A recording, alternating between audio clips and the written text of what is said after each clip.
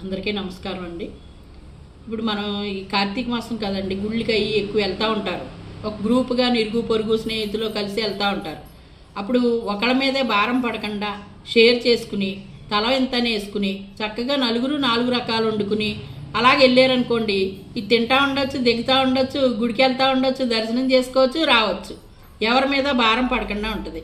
వాటర్తో సహా పెట్టుకోవాలి. కారు అవనివ్వండి, ఆటో అవనివ్వండి, వ్యాన్ అవనివ్వండి, ఏదైనా సరే అన్నీ సమకూర్చుకుని చక్కగా రెడీ అయ్యి మనకు కావాల్సింది ఒకవేళ అక్కడ ఒత్తిలో వెలిగించుకోవాల్సిన పరిస్థితి వస్తే అవి కూడా డబ్బాలు పెట్టుకోవాలి. అలాగే నలుగురు ఒక మాట మీద ఉండాలి. మాట తేడా రాకుండా ఏ గుడికి వెళ్ళాలనుకున్నా, ఎక్కడికి వెళ్ళాలనుకున్నా ఈ కార్తీక మాసం వేస్ట్ అవ్వకుండా చక్కగా దైవ దర్శనాలు చేసుకునే మార్గం అండి. ఇప్పుడు ఒక 5,000కి మాట్లాడుకున్నాం అనుకోండి, ఓ 10 మంది వెళ్తున్నాం అనుకోండి, మనిషికి 500 అవుతుంది. అలాగా కొన్ని గుళ్ళు కవర్ చేసుకుని వస్తూ ఉంటారు. అలా అయితే ఎవరికి భారం అవ్వదు, దర్శనాలు కూడా బాగుంటాయి, ఫుడ్కి యాతన పడ